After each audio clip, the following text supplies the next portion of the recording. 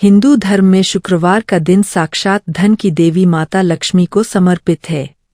ऐसी मान्यता है कि जो भक्त इस दिन पूरी श्रद्धा और सात्विक भाव से माता की पूजा करता है, उसके घर से दरिद्रता हमेशा के लिए विदा हो जाती है। माता लक्ष्मी केवल धन की देवी नहीं है, वे श्री है, अर्थात वे स्वास्थ्य, यश, प्रेम और मानसिक शांति की भी प्रदाता है। शुक्रवार के दिन सुबह जल्दी उठकर स्नान आदि से निवृत्त होकर श्वेत या गुलाबी वस्त्र धारण कर माता लक्ष्मी का ध्यान करना चाहिए। इस दिन कथा सुनने का विशेष महत्व है। कहा जाता है कि केवल कर्म करना ही काफी नहीं होता जब तक उस कर्म के पीछे भक्ति का भाव न हो। कथा सुनने से हमारा मन संसार की भागदौड़ से हटकर ईश्वर के चरणों में लगता है, जिससे सकारात्मक ऊर्जा का संचार होता है।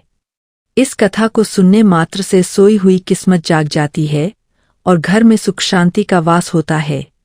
बहुत समय पहले की बात है, भारतवर्ष के एक सुंदर प्रांत में पुरंदर नाम का एक बहुत ही विशाल और खुशहाल नगर हुआ करता था। वह नगर इतना सुंदर था कि उसकी तुलना स्वर्ग से की जाती थी। वहाँ के राजा बहुत ही न्यायप्रिय थे और प्रजा सुखी थी। उस नगर की गलियों में हमेशा चहल पहल रहती थी और वहाँ के लोग बड़े ही धार्मिक स्वभाव के थे। उसी नगर के एक कोने में एक गरीब ब्राह्मण रहता था। उसका नाम विष्णुदत्त था। विष्णुदत्त बहुत ही विद्वान था। उसे वेदों और शास्त्रों का गहरा ज्ञान था, लेकिन उसकी आर्थिक स्थिति बहुत ही दयनीय थी। उसके पास रहने के लिए एक छोटी सी कुटिया थी, जिसकी छत भी जगह से टूटी हुई थी। बारिश के दिनों में कुटिया में पानी भर जाता था और सर्दियों में ठंडी हवाएं उन्हें सोने नहीं देती थीं। विष्णुदत्त की पत्नी का नाम सुशीला था। सुशीला अपने नाम के अनुरूप ही बहुत ही सुशील, धैर्यवान और पतिव्रता स्त्री थी। घर में खाने का दाना न होने पर भी उसने कभी अपने पति से कोई शिकायत नहीं की। वह हमेशा मुस्कुराते हुए कहती, स्वामी, ईश्वर जो करता है अच्छा ही करता है। आज भूखे हैं तो क्या हुआ, कल माता रानी कृपा जरूर करेंगी। विष्णुदत्त रोज सुबह उठकर नगर के मंदिरों में जाता, पूजा पाठ करता और लोगों को कथा सुनाता। बदले में उसे जो थोड़ा बहुत अनाज या दक्षिणा मिलती, उसी से वह और सुशीला अपना गुजारा करते थे। एक रात की बात है, बाहर बहुत तेज बारिश हो रही थी। विष्णुदत्त और सुशीला अपनी कुटिया के एक कोने में सिमटे बैठे थे। बिजली कड़क रही थी। विष्णुदत्त का मन आज बहुत दुखी था। उसने अपनी पत्नी की तरफ देखा, जिसके चेहरे पर भूख की वजह से पीलापन आ गया था। विष्णुदत्त ने गहरी सांस ली और कहा, सुशीला, मुझे अपनी चिंता नहीं है, पर तुम्हारी यह दशा मुझसे देखी नहीं जाती। मैं इतना अभागा हूं कि तुम्हें 2 वक्त की रोटी भी ठीक से नहीं दे पाता। क्या माता लक्ष्मी हमसे हमेशा के लिए रूठ गई है? क्या हमारे पूर्वजों का कोई दोष है या मेरे ही कर्मों में कोई कमी है? सुशीला ने अपने पति के कांपते हुए हाथों को थामा और बहुत ही मधुर स्वर में कहा, स्वामी, आप ऐसा मत कहिए। धन का आना जाना तो प्रारब्ध का खेल है। माता लक्ष्मी चंचला है, वे एक जगह स्थिर नहीं रहती, लेकिन इसका अर्थ यह नहीं कि वे निष्ठुर है। माँ तो आखिर माँ होती है। शायद वे हमारी परीक्षा ले रही है। आप धैर्य न खोए। विष्णुदत्त की आंखों में आंसू आ गए। उसने पूछा, सुशीला, आखिर कब तक यह परीक्षा चलेगी? लोग कहते हैं कि जो सच्चे मन से माता की पुकार करता है, माँ उसकी सुनती है। क्या हमारी पुकार माँ तक नहीं पहुँच रही? अगले दिन शुक्रवार था। सुबह सुबह बारिश थम चुकी थी और आसमान साफ था। विष्णुदत्त हर रोज की तरह नदी किनारे स्नान करने गया। जब वह वापस लौट रहा था, तो उसने देखा कि रास्ते में एक बूढ़ी औरत बैठी हुई थी। उसके कपड़े फटे हुए थे और वह बहुत कमजोर लग रही थी। विष्णुदत्त का हृदय दया से भर गया। उसके पास उस समय केवल एक छोटा सा सूखा हुआ टुकड़ा था, जो उसे एक राहगीर ने दिया था। उसने बिना सोचे वह टुकड़ा उस बूढ़ी औरत को दे दिया। बुढ़िया ने वह टुकड़ा खाया और मुस्कुराकर विष्णुदत्त की ओर देखा।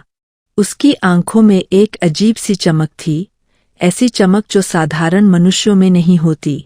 बुढ़िया ने पूछा, बेटा, तुम कौन हो? इतने उदास क्यों दिखाई देते हो? तुम्हारे चेहरे पर तेज तो है, पर दुख की गहरी छाया भी है। विष्णुदत्त ने हाथ जोड़कर अपनी सारी व्यथा सुना दी। उसने बताया कि कैसे वह और उसकी पत्नी दरिद्रता के जाल में फंसे हुए हैं और लाख कोशिशों के बाद भी उनकी स्थिति नहीं सुधर रही। बुढ़िया ने शांति से सब सुना और फिर कहा, बेटा, दुखी मत हो। यह संसार कर्म प्रधान है, लेकिन कर्म के साथ साथ दैवीय कृपा का होना भी आवश्यक है। तूने आज मुझे भोजन दिया है, मैं तुझे एक ऐसा रास्ता बताऊंगी जिससे तेरे घर की दरिद्रता सदा के लिए खत्म हो जाएगी। विष्णुदत्त उत्सुकता से बोला, माता, वह कौन सा रास्ता है? कृपा करके मुझे बताइए। बुढ़िया ने कहा, आज शुक्रवार है। शुक्रवार का दिन माता लक्ष्मी का सबसे प्रिय दिन है। अगर कोई स्त्री या पुरुष श्रद्धापूर्वक महालक्ष्मी व्रत का पालन करता है और उसकी कथा सुनता है, तो माता उसके घर के भंडार भर देती है। तेरी पत्नी सुशीला बहुत भाग्यशाली है, उससे कहना कि वह इस व्रत का संकल्प ले।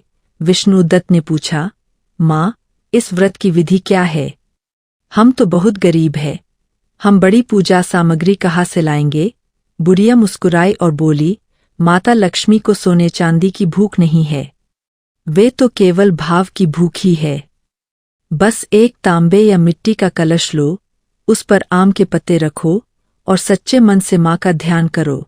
और याद रखना, इस व्रत में सबसे जरूरी है परोपकार और प्रेम। जो दूसरों का भला चाहता है, माता उसका भला स्वतः ही कर देती है। इतना कहकर वह बुढ़िया अचानक वहां से ओझल हो गई। विष्णुदत्त हैरान रह गया। उसने चारों तरफ देखा, पर वहां कोई नहीं था। उसे एहसास हुआ कि यह कोई साधारण महिला नहीं थी, बल्कि स्वयं माता लक्ष्मी किसी रूप में उसे दर्शन देने आई थीं। विष्णुदत्त दौड़ता हुआ अपनी कुटिया में पहुंचा। वह खुशी से झूम रहा था। उसने सुशीला को सारी बात बताई। सुशीला की आंखों में भी खुशी के आंसू आ गए। उसने तुरंत निश्चय किया कि वह आज से ही माता महालक्ष्मी का व्रत शुरू करेगी। उसने अपनी कुटिया की सफाई की, गोबर से आंगन लीपा और एक छोटे से कोने को पूजा का स्थान बनाया। उसके पास सजावट के लिए कुछ नहीं था, तो उसने घर के बाहर खिले हुए कुछ जंगली फूल तोड़े और उन्हें माता के चरणों में अर्पित कर दिया। सुशीला ने हाथ जोड़कर प्रार्थना की, हे माँ, हमारे पास न धन है न वैभव, हमारे पास तो केवल यह अटूट विश्वास है कि आप हमारी पुकार सुनेंगी। हमें धन नहीं चाहिए माँ, हमें बस इतना सामर्थ्य दे कि हम कभी भूखे न सोए और किसी जरूरतमंद की मदद कर सकें। विष्णुदत्त और सुशीला अपनी छोटी सी कुटिया में उस दिव्य सुगंध से मंत्रमुग्ध थे। सुशीला ने अनुभव किया कि जिस स्थान पर उसने फूल अर्पित किए थे, वहां की मिट्टी अब साधारण नहीं रही, बल्कि उसमें से एक चमक उभर रही थी। शुक्रवार की उस शाम सुशीला ने मन ही मन निश्चय किया कि वह इस व्रत के नियमों का पूरी कठोरता और प्रेम से पालन करेगी। उसने विष्णुदत्त से कहा, स्वामी, बुढ़िया माई ने कहा था कि यह व्रत केवल भूखे रहने का नाम नहीं है, बल्कि यह अपने अंतर्मन को शुद्ध करने का अनुष्ठान है। आज से हम अपने मन में किसी के प्रति द्वेष नहीं रखेंगे और जो भी रूखा सूखा हमारे पास होगा, उसका एक हिस्सा पहले अतिथि या किसी जीव को अर्पित करेंगे। अगले शुक्रवार का दिन आया। सुशीला ने सूर्योदय से पूर्व उठकर स्नान किया। उसने अपनी फटी हुई साड़ी को साफ करके पहना और घर की देहली पर जल छिड़का। पूजा के लिए उसके पास मिठाई खरीदने के पैसे नहीं थे, इसलिए उसने थोड़े से चावल को कूटकर उसका चूर्ण बनाया और उसमें थोड़ा सा गुड़ मिलाकर माता के लिए भोग तैयार किया। अभी पूजा शुरू ही हुई थी कि बाहर से किसी के कराहने की आवाज आई। विष्णुदत्त ने बाहर जाकर देखा तो एक बूला राहगीर भीषण गर्मी और प्यास से बेहाल होकर उनकी कुटिया के बाहर गिरा पड़ा था। उसके पैर छालों से भरे थे और वह बोल भी नहीं पा रहा था। विष्णुदत्त ने उसे सहारा देकर अंदर बुलाया। सुशीला ने देखा कि उस राहगीर की स्थिति बहुत खराब थी।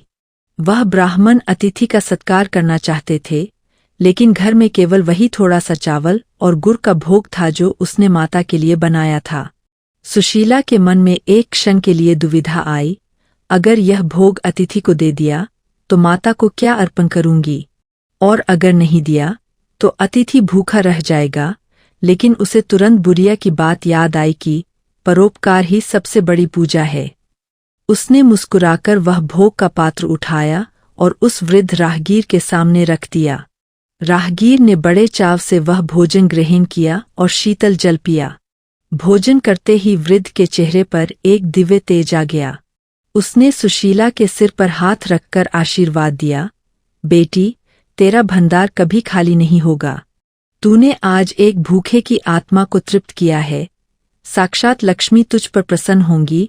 राहगीर के जाने के बाद जैसे ही सुशीला वापस पूजा घर में गई, वह यह देखकर दंग रह गई कि जिस पात्र को उसने खाली करके अतिथि को दिया था, वह फिर से शुद्ध और ताजे पकवानों से भरा हुआ था। इतना ही नहीं, माता की प्रतिमा के सामने एक छोटा सा दीपक बिना तेल के ही प्रज्वलित हो रहा था। यह सुशीला की श्रद्धा की पहली जीत थी। पुरंदर नगर में एक बहुत ही अहंकारी सेठ रहता था, जिसका नाम धनपाल था। उसके पास अपार संपत्ति थी, आलीशान महल थे और सैकड़ों नौकर चाकर थे। लेकिन धनपाल का मानना था कि यह सब उसकी चतुराई और मेहनत का फल है। इसमें ईश्वर या माता लक्ष्मी का कोई हाथ नहीं है। जब धनपाल को पता चला कि गरीब विष्णुदत्त के घर में कुछ चमत्कार हो रहे हैं और लोग उसकी पत्नी की भक्ति की चर्चा कर रहे हैं, तो उसे बहुत ईर्ष्या हुई। उसने सोचा, एक भिखारी ब्राह्मण के घर लक्ष्मी कैसे आ सकती है? लक्ष्मी तो मेरे जैसे धनवानों के पास रहती है। एक दिन धनपाल अपनी पालकी में बैठकर विष्णुदत्त की कुटिया के पास पहुंचा। उसने देखा कि कुटिया भले ही टूटी फूटी थी, लेकिन उसके आसपास एक अजीब सी शांति और शुद्धता थी। सुशीला आंगन में तुलसी के पौधे को जल दे रही थी। धनपाल ने उपहास उड़ाते हुए कहा, ओ ब्राह्मण, मैंने सुना है कि तुम और तुम्हारी पत्नी किसी देवी की पूजा करके अमीर होने के सपने देख रहे हो। देखो मेरे महल की ओर, देखो मेरे घोड़ों और हाथियों को। असली लक्ष्मी यहाँ है। तुम जैसे लोग केवल कहानियों के सहारे जीते हो। विष्णुदत्त ने विनम्रता से उत्तर दिया, सेठ जी, धन तो हाथ की मैल है। आज आपके पास है, कल किसी और के पास होगा। हम अमीर होने के लिए पूजा नहीं कर रहे, हम तो उस माँ का आभार मान रहे हैं जिसने हमें यह जीवन दिया है। संतोष ही हमारा सबसे बड़ा धन है। धनपाल को यह बात चुभ गई। उसने चुनौती दी, ठीक है, अगर तुम्हारी भक्ति सच्ची है तो आज रात मेरे महल में एक बहुत बड़ा आयोजन है। मैं देखना चाहता हूं कि तुम्हारी देवी तुम्हें क्या देती है। अगर कल सुबह तक तुम्हारी किस्मत नहीं बदली तो तुम इस नगर को छोड़कर चले जाओगे। विष्णुदत्त और सुशीला चिंतित हो गए। वे तो शांति से अपनी भक्ति करना चाहते थे, लेकिन अब उनकी साख दांव पर थी। उस रात दोनों ने सोए बिना माता लक्ष्मी का कीर्तन किया। रात के तीसरे पहर, जब पूरा नगर सो रहा था, सुशीला को एक स्वप्न आया। स्वप्न में वही बुढ़िया माई पुनः प्रकट हुईं। उन्होंने कहा, बेटी, डर मत। जो लोग धन के मद में अंधे होकर भक्तों का अपमान करते हैं, उनका पतन निश्चित है। तू बस अपनी भक्ति पर अडिग रह। कल सुबह जब तू अपनी कुटिया के पीछे की जमीन को साफ करेगी तो तुझे मेरी कृपा का प्रमाण मिलेगा। सुबह हुई। सुशीला ने विष्णुदत्त को स्वप्न के बारे में बताया। दोनों कुटिया के पीछे गए। वहां एक पुराना सूखा हुआ शमी का वृक्ष था। सुशीला ने जैसे ही उस वृक्ष की जड़ों के पास की मिट्टी हटाई, वहां से एक पुराना कलश निकला। जब उन्होंने उस कलश को खोला तो उनकी आंखें फटी की फटी रह गई। वह कलश सोने की मुद्राओं और कीमती रत्नों से लबालब भरा हुआ था। लेकिन सबसे बड़ी बात यह थी कि उन मुद्राओं पर माता लक्ष्मी के पदचिह्न अंकित थे। विष्णुदत्त रो पड़ा। उसने कहा, सुशीला, माँ ने हमारी सुन ली, लेकिन यह धन हमारा नहीं है, यह माँ की अमानत है। सुशीला ने समझदारी से कहा, हाँ स्वामी, हम इसमें से केवल उतना ही लेंगे जिससे हमारी जरूरतें पूरी हो और हम दूसरों की मदद कर सकें। बाकी हम नगर के गरीबों और मंदिर के जीर्णोद्धार में लगा देंगे।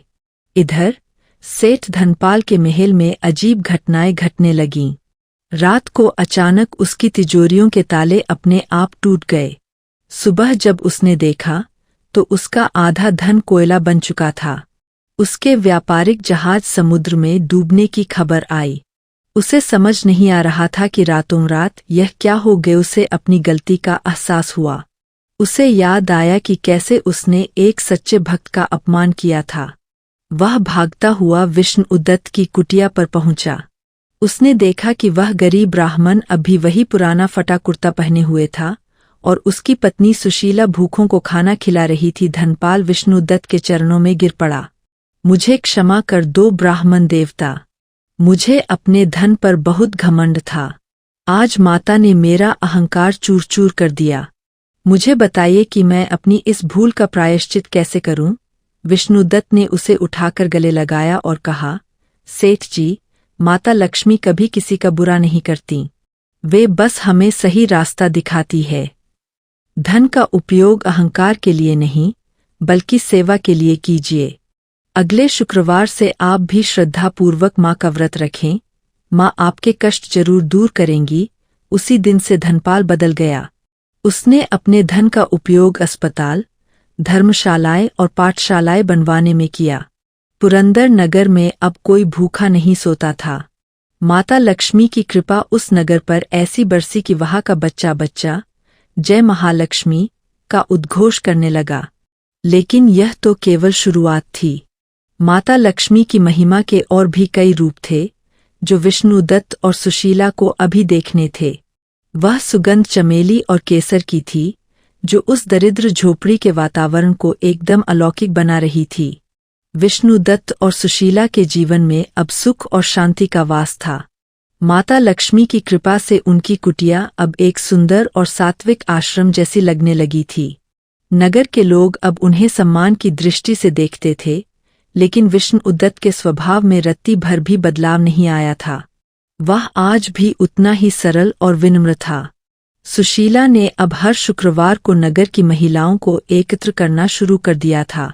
वह उन्हें महालक्ष्मी व्रत की महिमा सुनाती और बताती कि कैसे माँ केवल धन ही नहीं बल्कि अन्न और संतोष भी देती है। धीरे धीरे पूरे पुरंदर नगर का वातावरण भक्तिमय हो गया। एक दिन सुशीला की छोटी बहन, जिसका नाम कलहप्रिया था, उससे मिलने आई। कलहप्रिया का स्वभाव सुशीला से बिल्कुल विपरीत था। वह बहुत ही लालची, ईर्ष्यालु और हमेशा दूसरों की बुराई करने वाली महिला थी। उसका विवाह एक संपन्न व्यापारी से हुआ था, लेकिन उसके घर में कभी शांति नहीं रहती थी। जब कलहप्रिया ने सुशीला का नया घर, सुंदर बगीचा और उसके चेहरे पर दैवीय चमक देखी तो वह मन ही मन जल भुन गई। उसने सोचा, यह तो मुझसे भी ज्यादा सुखी दिख रही है। इसके पास इतने गहने तो नहीं है, फिर भी इसके चेहरे पर इतनी शांति क्यों है। भोजन के समय कलहप्रिया ने ताना मारते हुए कहा, दीदी, सुना है तुम आजकल किसी व्रत उपवास के चक्कर में रहती हो। देखो, मेरे पास तो सोने के कंगन हैं, रेशमी साड़ियाँ है। तुम्हारी पूजा ने तुम्हें क्या दिया? वही सादा भोजन और सादे कपड़े। सुशीला ने मुस्कुराकर कहा, बहन, धन तो आता जाता रहता है, लेकिन मन का सुख और परिवार का प्रेम सबसे बड़ा धन है। माता लक्ष्मी की कृपा से हमारे पास आज सब कुछ है। अन्न है, स्वास्थ्य है और सबसे बढ़कर ईश्वर का नाम है। कलहप्रिया को यह बात समझ नहीं आई। उसने सोचा कि शायद सुशीला ने कोई गुप्त धन छिपा रखा है। उसने निश्चय किया कि वह भी यह व्रत करेगी, लेकिन भक्ति के लिए नहीं बल्कि और अधिक धन पाने के लिए। अगला शुक्रवार आया। कलहप्रिया ने सुशीला के घर पर ही रुकने का फैसला किया। उसने सोचा कि वह सुशीला से भी बड़ा और भव्य आयोजन करेगी ताकि माता लक्ष्मी उस पर ज्यादा प्रसन्न हो। उसने बाजार से सबसे महंगी सामग्री मंगवाई, 56 प्रकार के भोग तैयार करवाए, सोने के कलश मंगाए और पूरे घर को हीरों जवाहरात से सजा दिया। उसने नगर के बड़े बड़े लोगों को बुलाया ताकि वह अपनी संपन्नता का प्रदर्शन कर सके। पूजा शुरू हुई। सुशीला ने एक कोने में बैठकर अपनी छोटी सी मिट्टी की मूर्ति के सामने आंखें मूंदकर ध्यान लगाया। वहीं दूसरी ओर कल्पप्रिया बार बार अपनी कीमती साड़ी संभाल रही थी और मेहमानों की ओर देख रही थी कि वे उसके वैभव को देख रहे हैं या नहीं। उसका ध्यान मंत्रों में कम और अपनी तारीफों में ज्यादा था। तभी एक अत्यंत वृद्ध और बीमार महिला, जिसके शरीर पर घाव थे, पूजा स्थल के द्वार पर आई। उसने कांपती आवाज में कहा, बेटी, मैं बहुत भूखी हूँ। क्या इस भव्य आयोजन में से मुझे थोड़ा सा अन्न मिल सकता है? कल्पप्रिया ने जैसे ही उस वृद्ध महिला को देखा, वह भड़क गई। उसने चिल्लाकर कहा, अरे ओ बुढ़िया, देखती नहीं यहाँ कितनी बड़ी पूजा हो रही है। तेरे आने से मेरा आंगन अपवित्र हो गया। यहाँ बड़े बड़े लोग बैठे हैं और तू अपनी गंदगी लेकर यहाँ चली आई। भाग यहाँ से। उस वृद्ध महिला की आंखों में आंसू आ गए। वह चुपचाप मुड़कर जाने लगी। सुशीला, जो ध्यान में मग्न थी, अचानक हड़बड़ाकर उठी। उसे माँ की पुकार सुनाई दी थी। वह दौड़ती हुई बाहर आई और उस महिला के चरणों में गिर पड़ी। सुशीला ने कहा, माँ, आप कहाँ जा रही है? मेरा सौभाग्य है कि आप मेरे द्वार पर आईं। कल्पप्रिया चिल्लाई। सुशीला, रहने दे यह नाटक। यह गंदी बुढ़िया हमारे वैभव के लायक नहीं है। सुशीला ने अनसुना कर दिया।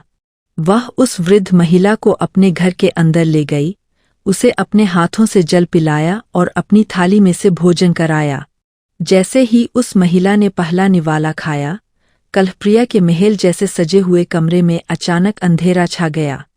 देखते ही देखते कल्पप्रिया द्वारा बनाया गया 56 भोग पत्थर के टुकड़ों में बदल गया। सोने के कलश मिट्टी के हो गए और जो रेशमी साड़ियाँ उसने पहनी थीं, वे फटने लगीं। मेहमान डर कर भागने लगे। कल्पप्रिया घबराकर चीखने लगी, यह क्या हो गया? मेरी संपत्ति कहाँ गई? तभी वह वृद्ध महिला खड़ी हुई। अचानक उसका रूप बदलने लगा। उनके शरीर से दिव्य प्रकाश निकलने लगा। घाव गायब हो गए और वे साक्षात धान्य लक्ष्मी के रूप में प्रकट हुईं। उनके हाथों में अन्न की बालियां और अभय मुद्रा थी। माता लक्ष्मी ने गंभीर स्वर में कहा, कल्पप्रिया, तूने मेरा अपमान नहीं किया, तूने मानवता का अपमान किया है। लक्ष्मी वहां नहीं टिकती जहां अहंकार और घृणा का वास हो। तूने धन के लिए मेरा व्रत किया, प्रेम के लिए नहीं। याद रख, जो अन्न भूखों को नहीं खिलाया जा सकता, वह अन्न नहीं, केवल मोह है। कल्पप्रिया थरथर कांपने लगी। वह माता के चरणों में गिरकर क्षमा मांगने लगी। माता ने सुशीला की ओर देखा और ममता भरी मुस्कान के साथ कहा, बेटी सुशीला, तुम्हारी निस्वार्थ भक्ति ने मुझे यहाँ रुकने पर विवश कर दिया। तुम धन्य हो। माता लक्ष्मी ने सुशीला को वरदान दिया कि उसके घर में अन्नपूर्णा का वास रहेगा और कोई भी याचक उसके द्वार से कभी खाली हाथ नहीं जाएगा। इसके बाद माता अंतर्ध्यान हो गईं। कल्पप्रिया का सारा घमंड चूर हो चुका था। उसने अपनी बहन सुशीला से माफी मांगी और अपनी सारी संपत्ति गरीबों में बांटने का संकल्प लिया। उसने सीखा कि सच्ची लक्ष्मी वह नहीं जो तिजोरियों में बंद हो, बल्कि वह है जो दूसरों के आंसू पोंछने के काम आए। विष्णुदत्त ने इस घटना के बाद कहा, सुशीला, माँ ने आज हमें सिखाया कि भक्ति का अर्थ केवल मंत्र पढ़ना नहीं है, बल्कि हर जीव में ईश्वर को देखना है। पुरंदर नगर में अब एक नई परंपरा शुरू हुई। अब लोग केवल शुक्रवार को व्रत ही नहीं रखते थे, बल्कि उस दिन वे गरीब बस्तियों में जाकर अन्न दान करते थे। नगर का हर घर अब भंडार से भरा था, क्योंकि जहाँ अन्न का सम्मान होता है और दान की भावना होती है, वहाँ माता लक्ष्मी स्वयं निवास करती है। लेकिन जैसे जैसे सुख बढ़ता है, वैसे वैसे नई चुनौतियां भी आती है। विष्णुदत्त और सुशीला की इस बढ़ती प्रसिद्धि से कुछ ईर्ष्यालु तांत्रिक और लालची लोग भी नगर की ओर आकर्षित हो रहे थे, जो माता की इस शक्ति को गलत तरीके से पाना चाहते थे। पुरंदर नगर की चर्चा अब दूरदराज के राज्यों तक फैल गई थी। लोग कहते थे कि उस नगर में एक ऐसा ब्राह्मण जोड़ा रहता है, जिस पर स्वयं महालक्ष्मी की असीम अनुकंपा है। जहाँ श्रद्धा होती है, वहाँ ईर्ष्या भी अपना रास्ता खोज लेती है। पड़ोस के एक राज्य में कालकेतु नाम का एक तांत्रिक रहता था। वह बहुत ही लालची और अहंकारी था। जब उसने सुना कि विष्णु उद्दत के पास माता लक्ष्मी का दिया हुआ एक दिव्य कलश है और उनके घर में साक्षात लक्ष्मी का वास है, तो उसके मन में पाप जाग उठा। कालकेतु ने सोचा, अगर मैं अपनी तंत्र विद्या से उस लक्ष्मी को अपने वश में कर लूं, तो मैं पूरी दुनिया का सबसे शक्तिशाली और अमीर इंसान बन जाऊंगा। फिर मुझे किसी के सामने हाथ फैलाने की जरूरत नहीं होगी। कालकेतु अपना भेष बदलकर एक साधु के रूप में पुरंदर नगर पहुंचा। उसने नगर के बाहर एक पीपल के पेड़ के नीचे अपना डेरा जमाया। वह अपनी शक्तियों का प्रदर्शन करके भोले भाले लोगों को अपनी ओर आकर्षित करने लगा। धीरे धीरे वह विष्णु उद्दत की कुटिया तक जा पहुंचा। विष्णु उद्दत, जो स्वभाव से बहुत ही सरल और अतिथि सत्कार करने वाले थे, ने जब एक साधु को अपनी देहली पर देखा तो उन्होंने बड़े आदर के साथ उन्हें भीतर बुलाया। सुशीला ने साधु के पैर धोए और उन्हें श्रेष्ठ भोजन कराया।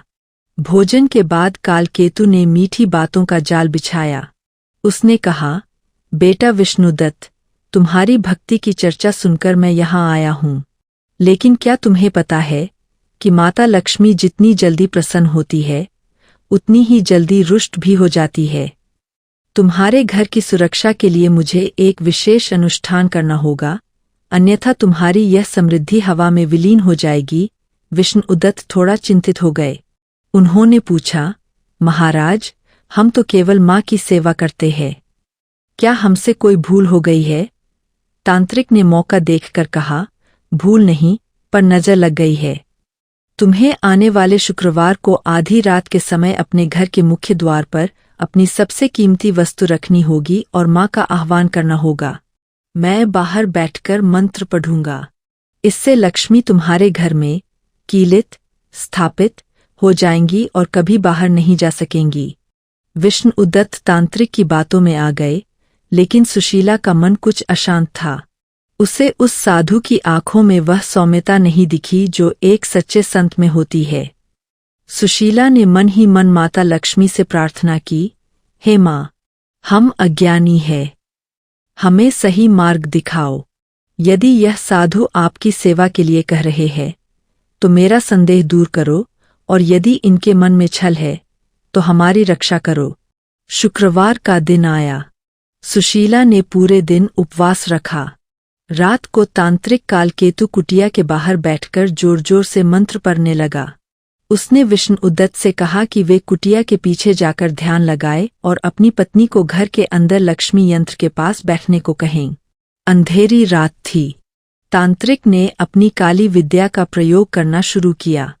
वह माता लक्ष्मी को कीलित करने के बजाय उन्हें बांधकर अपने साथ ले जाने के मंत्र पढ़ रहा था। अचानक कुटिया के अंदर का वातावरण बदलने लगा। जो सुगंध हमेशा वहां रहती थी, वह अब धुएं और कड़वाहट में बदलने लगी। सुशीला ने देखा कि पूजा के स्थान पर रखी माता की मूर्ति का रंग गहरा लाल होने लगा है। उसे समझ आ गया कि कुछ गलत हो रहा है। वह डरी नहीं, बल्कि उसने पूरी शक्ति के साथ महालक्ष्मी अष्टकम का पाठ करना शुरू कर दिया। बाहर कालकेतु ने जैसे ही अपना अंतिम तांत्रिक मंत्र पूरा किया, एक भयानक गर्जना हुई। आसमान से बिजली कड़की और विष्णु उद्दत की कुटिया के दरवाजे अपने आप खुल गए। तांत्रिक खुशी से चिल्लाया, आओ लक्ष्मी, मेरे वश में हो जाओ। लेकिन वहां से धन की देवी नहीं, बल्कि अष्टलक्ष्मी का एक तेजस्वी और रौद्र रूप प्रकट हुआ। माता के हाथों में कोई धन की थैली नहीं, बल्कि एक दिव्य चक्र और त्रिशूल था। उनकी आंखों से निकलने वाले तेज ने कालकेतु की आंखों को चौंधिया दिया। माता की वाणी गूंजी, मूर्ख कालकेतु, तूने सोचा कि तू आदि शक्ति को अपनी तुच्छ विद्या से बांध लेगा। लक्ष्मी को प्रेम और त्याग से जीता जाता है, लालच और तंत्र से नहीं। तूने मेरे भक्तों को छलने का प्रयास किया है, इसका दंड तुझे भोगना होगा। तांत्रिक थरथर कांपने लगा। उसकी सारी विद्या लुप्त हो गई। वह अंधा होकर जमीन पर गिर पड़ा और क्षमा की भीख मांगने लगा। सुशीला और विष्णु उद्दत दौड़ते हुए बाहर आए। माता के इस दिव्य रूप को देखकर वे उनके चरणों में साष्टांग प्रणाम करने लगे। सुशीला ने हाथ जोड़कर कहा, हे दयामयी माँ, इस अज्ञानी को क्षमा कर दें। इसने भले ही बुरा चाहा हो, पर इसकी वजह से ही हमें आपके साक्षात दर्शन हुए। माँ, क्रोध शांत करें। भक्त की पुकार सुनकर माता का रूप पुनः सौम्य और शांत हो गया। उन्होंने कहा, पुत्री सुशीला, तेरी सजगता और अटूट विश्वास ने आज इस घर की पवित्रता को बचा लिया। जो भक्त केवल मंत्रों पर नहीं बल्कि मुझ पर भरोसा रखते हैं, उनका बाल भी बांका नहीं हो सकता। माता ने कालकेतु की ओर देखा और कहा, जा, आज से तू अपनी शक्ति केवल लोक कल्याण में लगाएगा। यदि तूने फिर कभी किसी को छलने की कोशिश की तो तू भस्म हो जाएगा। तांत्रिक की आंखों की रोशनी वापस आ गई, लेकिन उसका अहंकार हमेशा के लिए खत्म हो गया।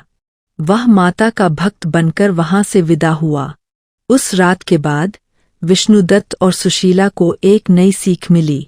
उन्हें समझ आया कि लक्ष्मी केवल वैभव नहीं बल्कि बुद्धि और विवेक भी है। शुक्रवार का व्रत अब उनके लिए केवल समृद्धि का साधन नहीं बल्कि आत्मरक्षा और सत्य की विजय का पर्व बन गया। नगर के लोगों ने जब यह सुना तो वे और भी श्रद्धा के साथ मंदिर आने लगे। सुशीला ने सबको समझाया, शुक्रवार के दिन जब आप माँ की कथा सुने तो यह भी याद रखें कि अपने मन के दरवाजे केवल लक्ष्मी के लिए खोलें, लालच और अंधविश्वास के लिए नहीं। सच्ची लक्ष्मी वही टिकती है जहां मन साफ और नियत नेक होती है। पुरंदर नगर अब केवल धनवानों का नगर नहीं रहा बल्कि वह ज्ञानियों और भक्तों का नगर बन गया। लेकिन कथा अभी समाप्त नहीं हुई है। माता लक्ष्मी की लीलाएं अनंत है। अगले भाग में हम देखेंगे कि कैसे माता एक अहंकारी राजा की परीक्षा लेती है और उसे सच्चे दान का अर्थ समझाती है। पुरंदर नगर की सुख समृद्धि की गाथा अब उस प्रांत के महाराजा विक्रम सिंह के कानों तक पहुंची। महाराजा विक्रम सिंह एक प्रतापी राजा थे। उन्होंने कई युद्ध जीते थे और उनका खजाना स्वर्ण मुद्राओं से भरा था। लेकिन उन्हें एक बात का बहुत अभिमान था। वे मानते थे कि उनके राज्य की समृद्धि केवल उनकी तलवार के बल पर है, किसी देवी देवता की कृपा से नहीं। जब राजा को पता चला कि उनके राज्य के एक छोटे से नगर में लोग एक गरीब ब्राह्मण और उसकी पत्नी को माता लक्ष्मी का प्रतिनिधि मानकर पूजते हैं, तो उन्हें यह बात रास नहीं आई। राजा ने सोचा, मैं पूरी प्रजा का अन्नदाता हूँ, मैं रक्षक हूँ। यह ब्राह्मण कैसे सबको गुमराह कर सकता है? महाराजा विक्रम सिंह ने अपनी सेना के साथ पुरंदर नगर में प्रवेश किया। वे सीधे विष्णुदत्त की कुटिया पर पहुंचे।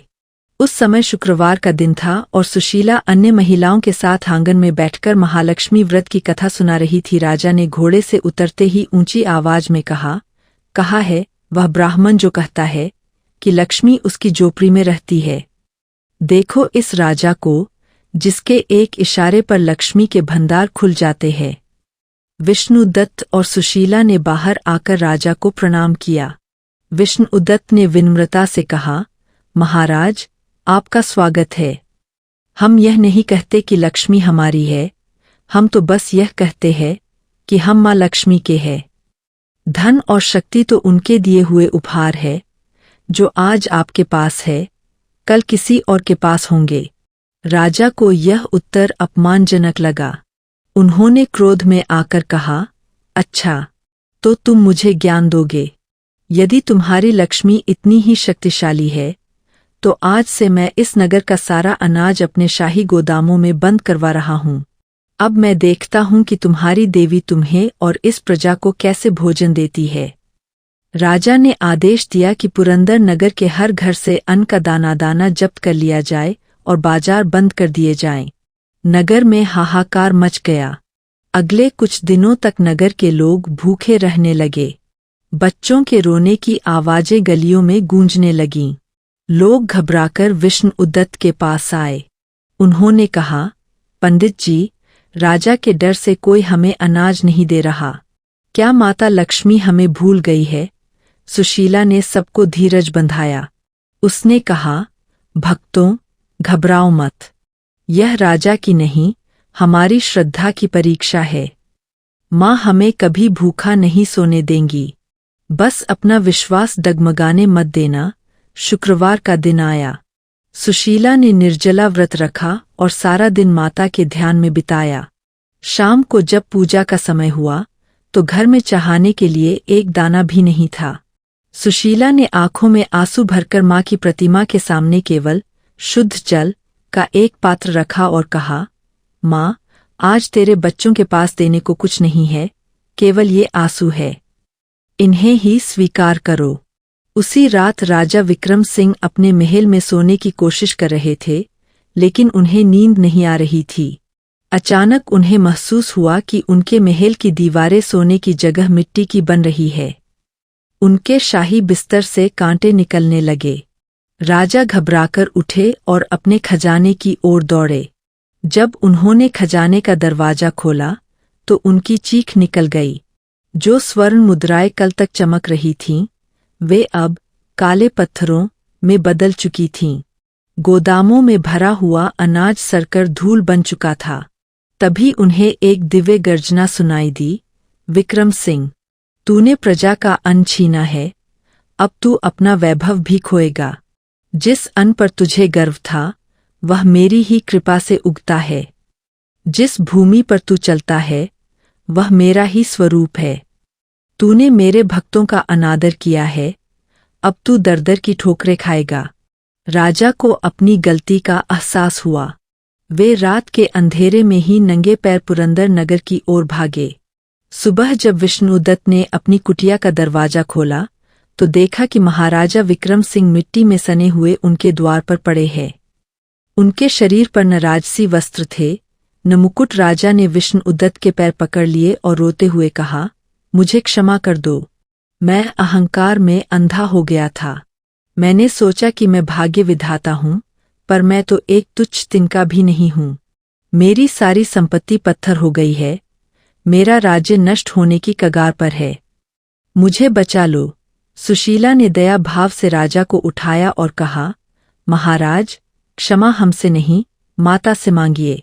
और याद रखिए, लक्ष्मी धन में नहीं, धर्म में बसती है। यदि आप अपनी प्रजा के प्रति धर्म का पालन करेंगे तो लक्ष्मी स्वयं आपके पीछे चलेंगी। सुशीला ने पूजा का वह जल राजा को पीने के लिए दिया। जैसे ही राजा ने वह जल पिया, उनके मन का अहंकार धुल गया। चमत्कारिक रूप से जैसे ही उन्होंने नगर के गोदामों के ताले खुलवाए, सारा सड़ा हुआ अनाज फिर से ताजे और सुगंधित धान्य में बदल गया। महल का खजाना फिर से सोने से भर गया। राजा विक्रम सिंह ने उसी समय घोषणा की कि अब से वे राजा बनकर नहीं, बल्कि माता लक्ष्मी के सेवक बनकर राज करेंगे। उन्होंने पुरंदर नगर में महालक्ष्मी का एक भव्य मंदिर बनवाया और हर शुक्रवार को सरकारी खजाने से गरीबों के लिए भंडारा शुरू करवाया। इस घटना ने सिद्ध कर दिया कि सत्ता और संपत्ति स्थायी नहीं है। जो व्यक्ति माता लक्ष्मी के व्रत को अहंकार छोड़कर और सेवा भाव से करता है, उसे संसार की कोई भी शक्ति पराजित नहीं कर सकती। विष्णुदत्त और सुशीला अब केवल एक छोटे परिवार के माता पिता नहीं थे, बल्कि पूरे नगर के मार्गदर्शक बन चुके थे। लेकिन अभी माता की एक और लीला शेष थी, जो यह सिखाने वाली थी कि लक्ष्मी केवल धन ही नहीं, बल्कि संतान और वंश की रक्षा भी करती है। पुरंदर नगर अब सुख और संतोष का पर्याय बन चुका था। राजा विक्रम सिंह अब एक धर्मपरायण शासक थे और विष्णुदत्त व सुशीला के मार्गदर्शन में नगर में धर्म की गंगा बह रही थी। लेकिन सुशीला के मन में एक टीस अभी भी बाकी थी। विवाह के कई वर्ष बीत जाने के बाद भी उनकी कोई संतान नहीं थी। सुशीला को धन की लालसा कभी नहीं रही, लेकिन एक स्त्री होने के नाते उसके मन में मातृत्व की गहरी इच्छा थी। वह चाहती थी कि उसकी गोद में भी एक बालक खेले, जो माता लक्ष्मी की इस महिमा को अगली पीढ़ी तक ले जाए। समाज के कुछ लोग, जो पहले उनकी समृद्धि से जलते थे, अब सुशीला को बांझ कहकर ताना देने लगे थे। वे कहते थे, इतनी पूजा पाठ का क्या लाभ, जब घर का दीपक जलाने वाला ही कोई न हो। एक शुक्रवार की बात है, सुशीला मंदिर में माता लक्ष्मी की आरती कर रही थी। आरती के बाद जब वह सबको प्रसाद बांट रही थी, तब उसने देखा कि एक छोटी बच्ची अपनी माँ का आंचल पकड़कर चल रही थी। यह देखकर सुशीला की आंखों में आंसू आ गए। वह चुपचाप अपनी कुटिया के पीछे जाकर फूट फूट कर रोने लगी। उसने माता की प्रतिमा की ओर देखकर कहा, हे माँ, तूने मुझे सब कुछ दिया, मान सम्मान, धन धान्य और एक ऐसा पति जो साक्षात देवता है। लेकिन क्या मेरे भाग्य में माँ कहलाने का सुख नहीं है? क्या मेरी भक्ति में कोई ऐसी कमी रह गई है कि मेरा आंगन सूना है? लोग तेरे नाम पर सवाल उठाते हैं माँ, वे कहते हैं कि जिसकी माँ लक्ष्मी रक्षक है वह अभागी कैसे हो सकती है? मुझे अपने लिए नहीं बल्कि तेरी महिमा की रक्षा के लिए एक संतान चाहिए। विष्णुदत्त ने सुशीला को रोते हुए देख लिया। उन्होंने उसके सिर पर हाथ रखा और कहा, सुशीला, धीरज रखो। माता लक्ष्मी केवल धन की देवी नहीं है, वे संतान लक्ष्मी भी है। जो सृजन की शक्ति है वह भला तुम्हारी कोख को सूनी कैसे रहने देगी? बस विश्वास मत खोना। उसी रात सुशीला को एक अत्यंत अलौकिक स्वप्न आया। उसने देखा कि वह एक क्षीर सागर के तट पर खड़ी है और कमल के फूलों पर विराजमान माता लक्ष्मी उसे अपनी ओर बुला रही है। माता के साथ एक छोटा सा बालक खेल रहा था जिसका मुख सूर्य के समान तेजस्वी था। माता ने स्वप्न में कहा, पुत्री सुशीला, तेरी पुकार मेरे हृदय तक पहुंची है। लेकिन संतान का सुख केवल प्रारब्ध से नहीं बल्कि कठिन तपस्या और सेवा से मिलता है। तुझे आने वाले 21 शुक्रवारों तक संतान लक्ष्मी का विशेष व्रत करना होगा। इस व्रत में तुझे केवल एक समय फलाहार करना होगा और नगर की उन कन्याओं की सेवा करनी होगी जिनका कोई सहारा नहीं है। अगले ही दिन से सुशीला ने यह कठिन व्रत शुरू कर दिया। वह सुबह जल्दी उठती, घर घर जाकर अनाथ बच्चों और कन्याओं को बुलाती, उन्हें नहलाती, साफ कपड़े पहनाती और अपने हिस्से का भोजन उन्हें खिलाती। वह बच्चों में ही साक्षात नारायण और लक्ष्मी के रूप देखती थी। सुशीला की इस बढ़ती साधना को देखकर नगर की एक कुटिल महिला मायावती को बहुत जलन हुई। मायावती के अपने 3 पुत्र थे, लेकिन वे तीनों ही बहुत दुष्ट और आज्ञाहीन थे।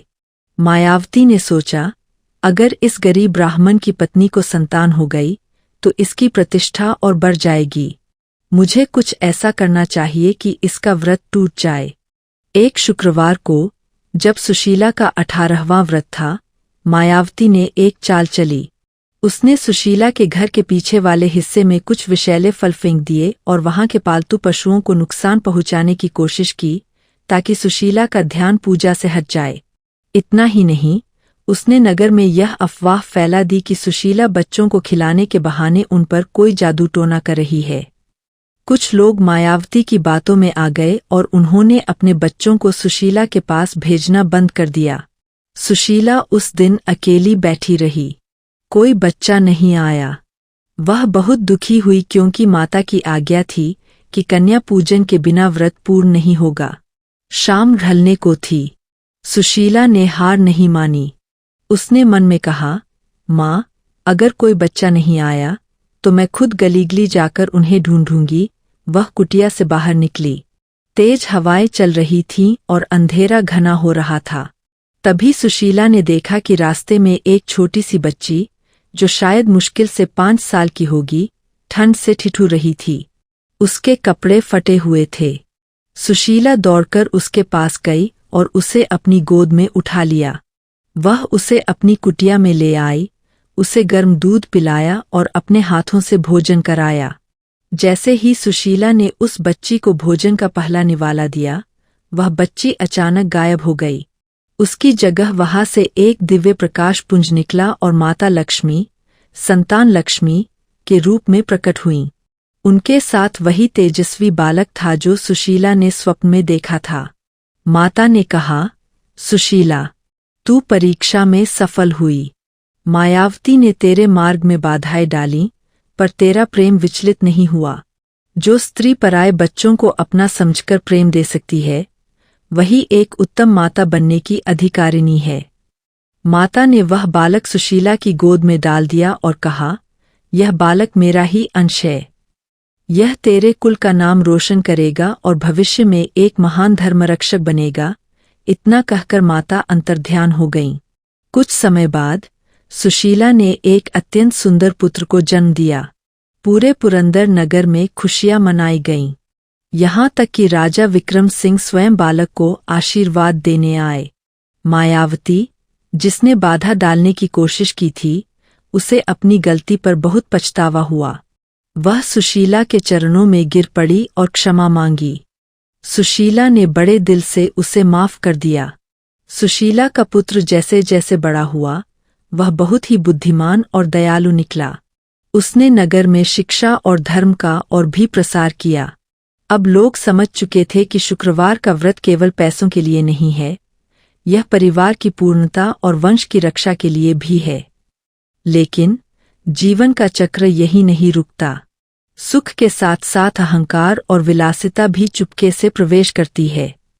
जैसे जैसे नगर बहुत अमीर होता गया, कुछ युवा पीढ़ी के लोग माता लक्ष्मी की पूजा को केवल एक रिवाज मानने लगे और भक्ति के मूल मार्ग से भटकने लगे। समय का चक्र निरंतर घूमता रहता है।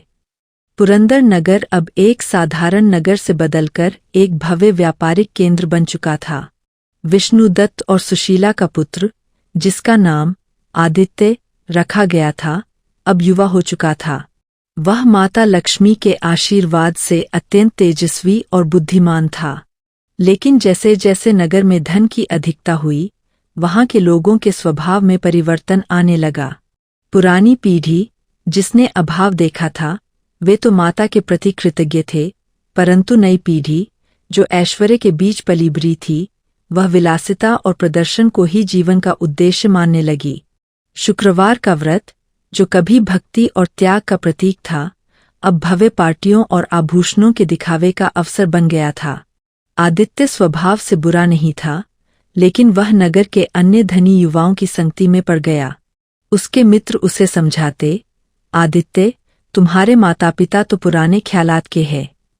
अब वह जमाना नहीं रहा कि मिट्टी के दिए जलाकर पूजा की जाए। देखो हमारे पास कितना स्वर्ण है, हमें अब किसी व्रत की क्या आवश्यकता। धीरे धीरे आदित्य का मन भी पूजा पाठ से हटने लगा। एक शुक्रवार को जब सुशीला ने उसे संध्या आरती के लिए बुलाया, तो आदित्य ने झुंझलाकर कहा, माँ, रोज रोज वही पुरानी बातें। हमारे पास इतना धन है कि 7 पीढ़ियां बैठकर खा सकती है। अब इस पूजा की क्या जरूरत है। मुझे अपने मित्रों के साथ आखेट शिकार पर जाना है।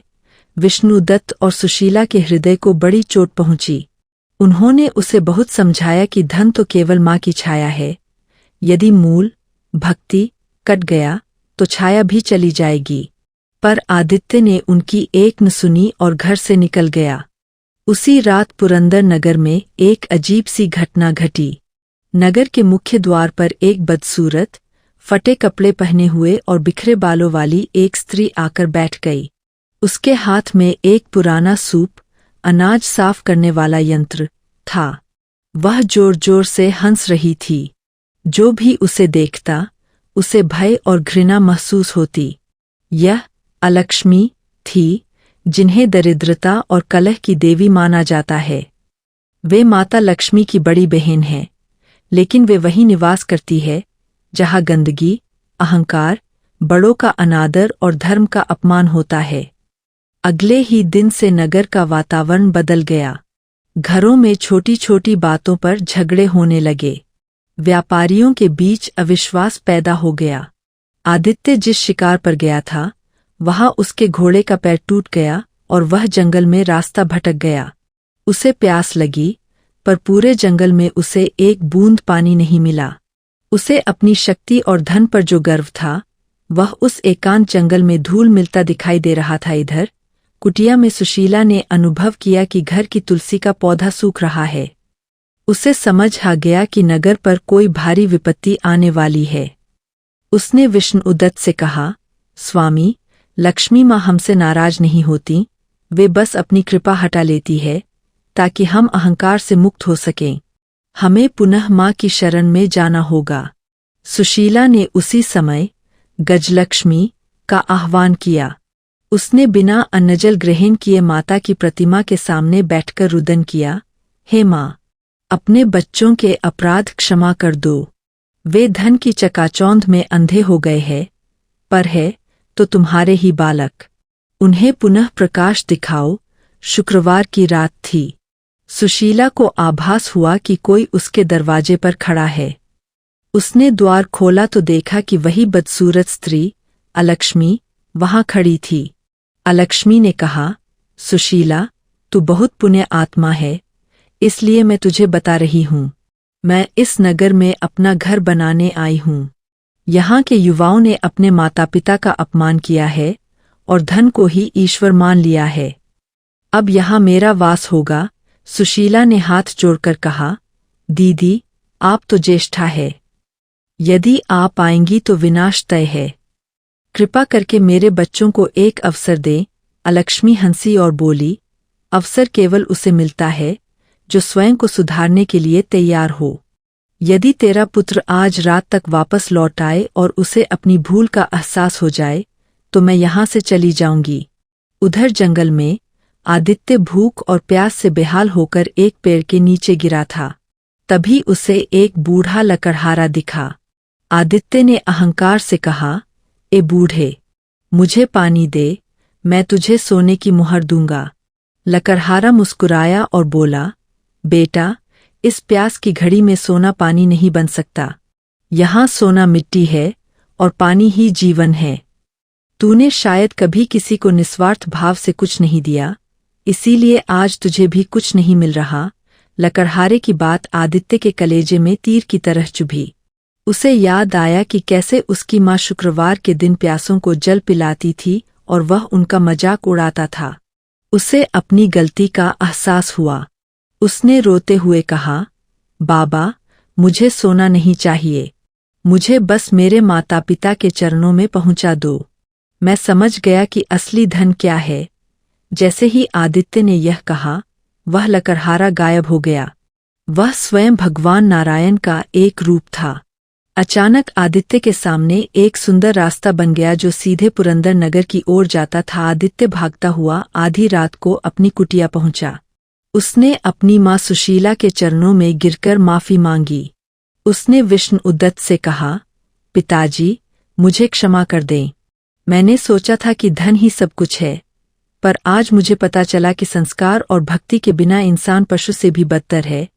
जैसे ही आदित्य का हृदय परिवर्तन हुआ, वह बदसूरत स्त्री अलक्ष्मी कुटिया के द्वार से अदृश्य हो गई। नगर का सारा कलश शांत हो गया।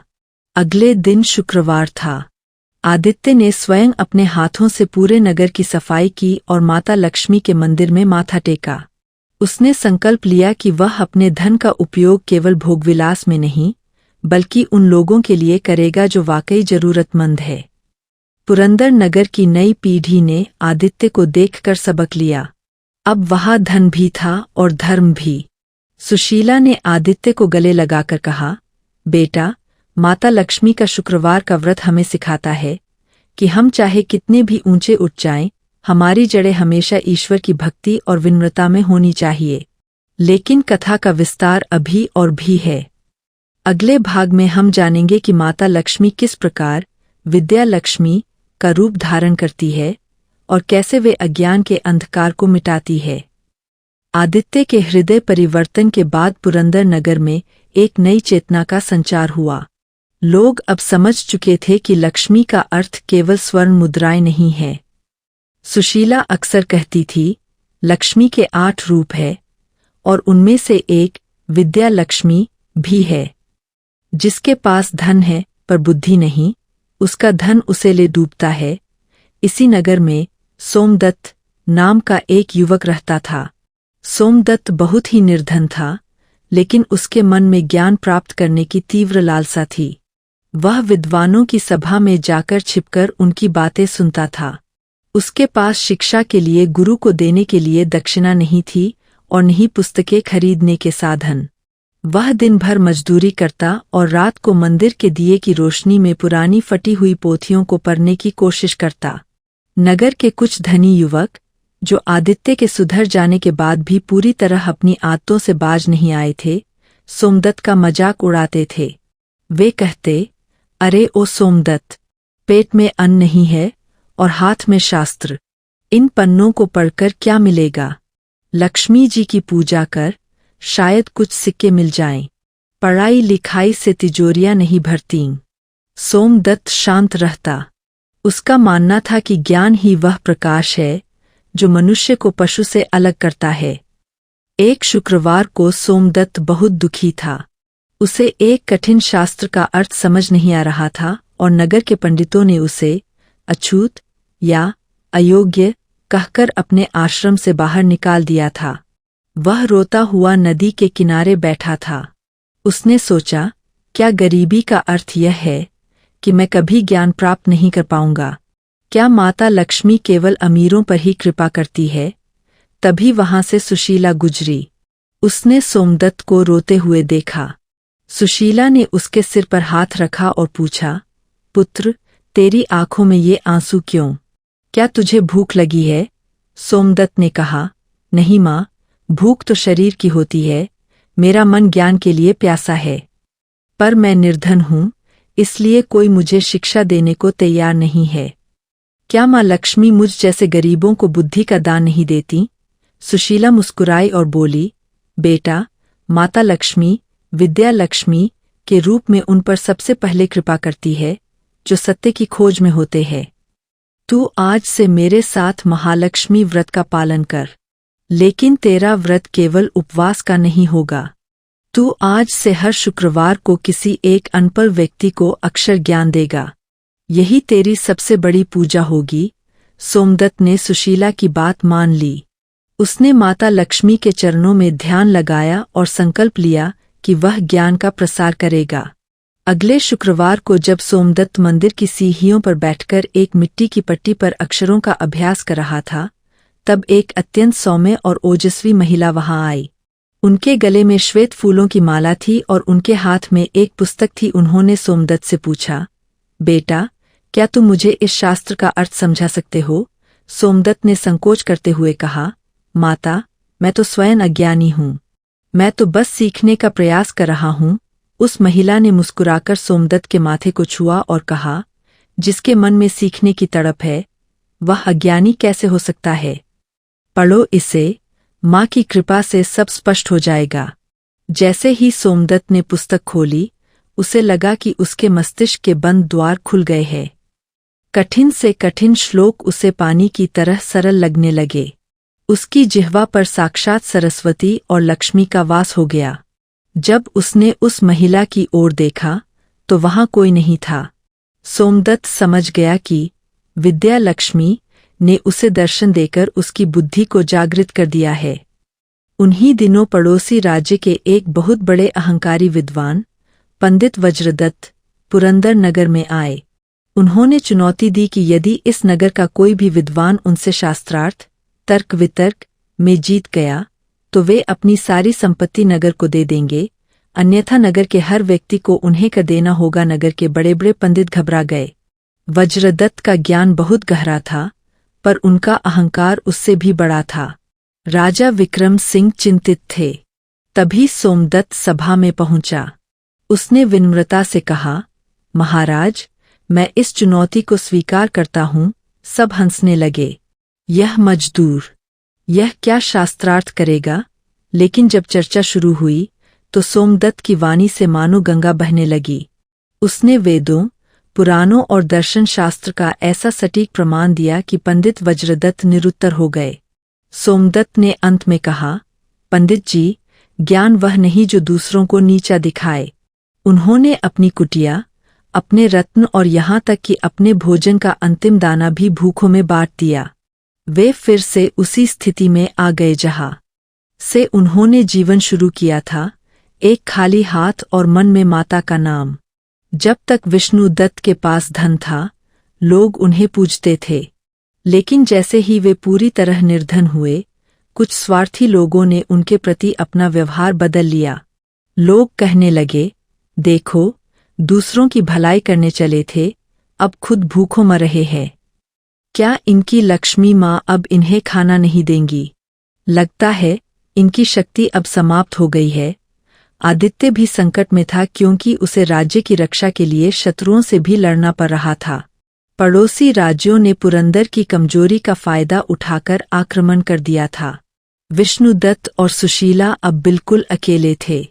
एक रात ऐसी आई जब उनके पास पीने को पानी भी नहीं था। विष्णुदत्त ने कमजोरी की हालत में सुशीला से कहा, सुशीला, क्या माँ हमें अब अपने पास बुलाना चाहती है? मुझे भूख प्यास का दुख नहीं है, बस दुख इस बात का है कि लोग माँ की महिमा पर प्रश्न उठा रहे हैं। सुशीला ने क्षीण स्वर में कहा, स्वामी, धैर्य रखिए। माता, धैर्य लक्ष्मी भी है।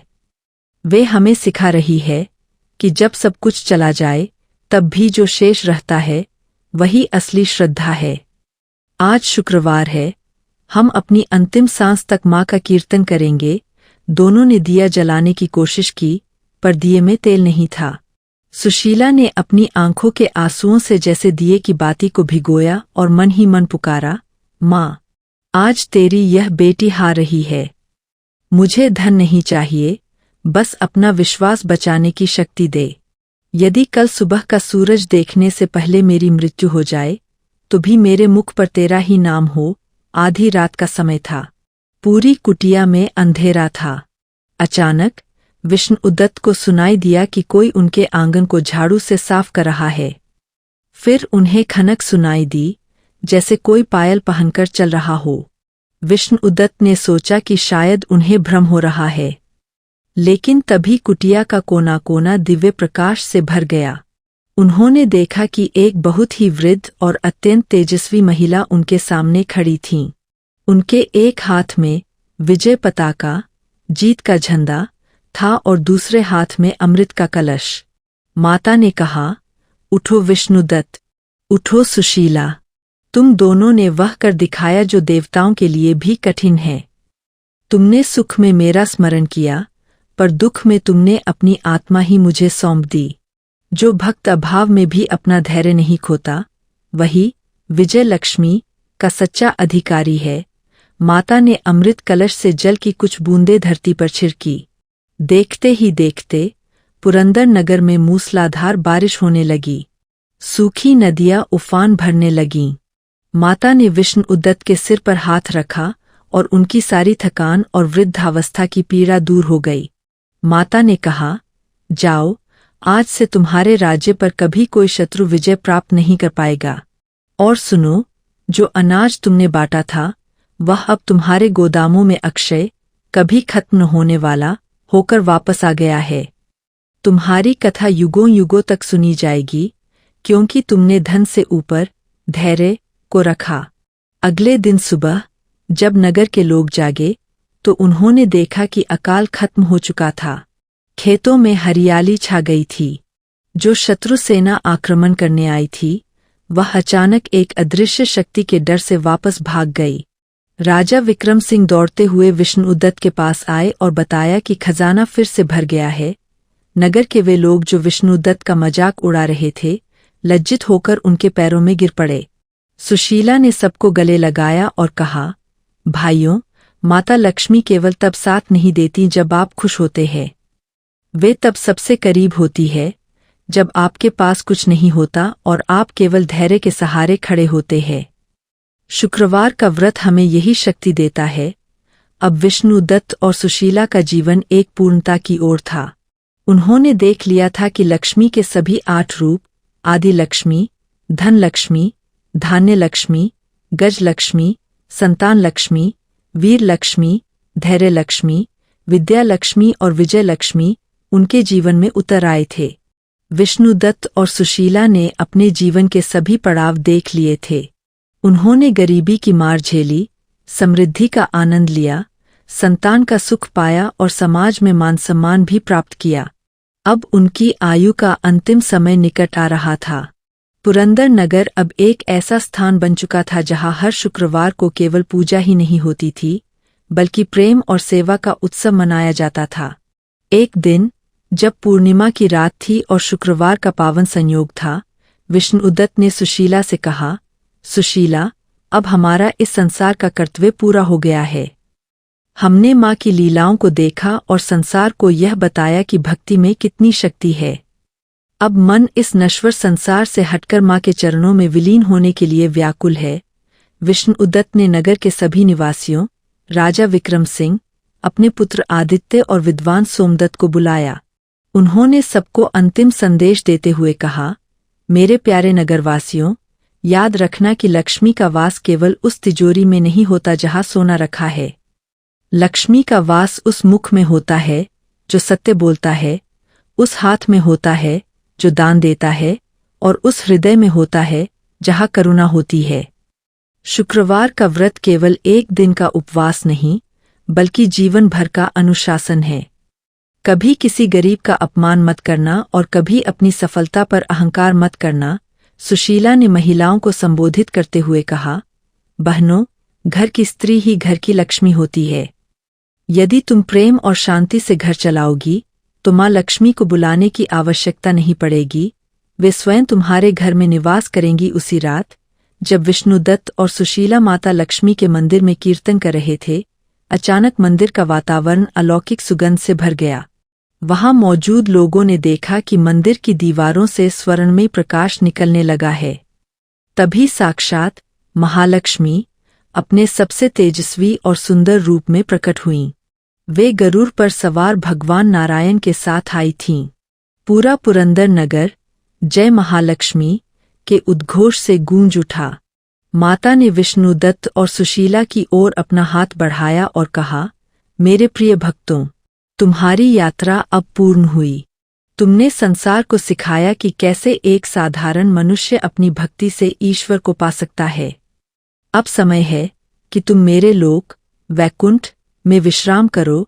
जैसे ही माता ने यह कहा, विष्णुदत्त और सुशीला के नश्वर शरीर वही शांत हो गए और उनकी आत्माएं दिव्य प्रकाश के रूप में माता लक्ष्मी के चरणों में विलीन हो गई। आकाश से फूलों की वर्षा हुई और देवों ने दुंदुभी बजाई। विष्णुदत्त और सुशीला तो चले गए, लेकिन उनकी यह कथा सदास्ता के लिए इस पृथ्वी पर रह गई। राजा विक्रम सिंह ने उस स्थान पर एक स्वर्ण मंदिर बनवाया और इस कथा को पत्थरों पर खुदवाया ताकि आने वाली पीढ़ियां इसे पढ़ सकें। ऐसा माना जाता है कि जो भी व्यक्ति शुक्रवार के दिन इस पूरी कथा का श्रवण करता है या इसे पढ़ता है, उसे निम्नलिखित फलों की प्राप्ति होती है। दरिद्रता का नाश, उसके घर में कभी धन धान्य की कमी नहीं होती। संतान सुख, सूनी गोद भर जाती है और संतान गुणवान होती है। मानसिक शांति, घर के कलेश दूर होते हैं और पति पत्नी में प्रेम बढ़ता है। विजय प्राप्ति, शत्रुओं और संकटों पर जीत मिलती है।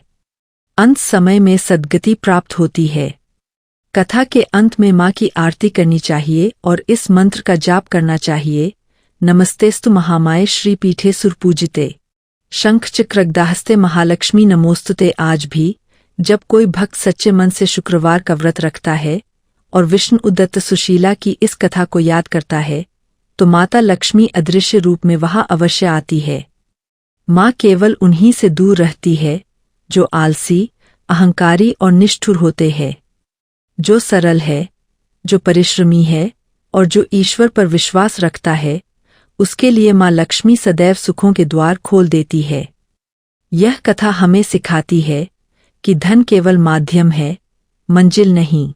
सच्ची लक्ष्मी तो वह शांति है जो हमें दूसरों की सेवा करने से मिलती है। शुक्रवार का यह विशेष पाठ हमें हर सप्ताह याद दिलाता है कि हम चाहे कितने भी बड़े हो जाएं, माँ की गोद में हम हमेशा छोटे ही रहते हैं। श्री महालक्ष्मी की जय। सुख, समृद्धि और शांति की जय।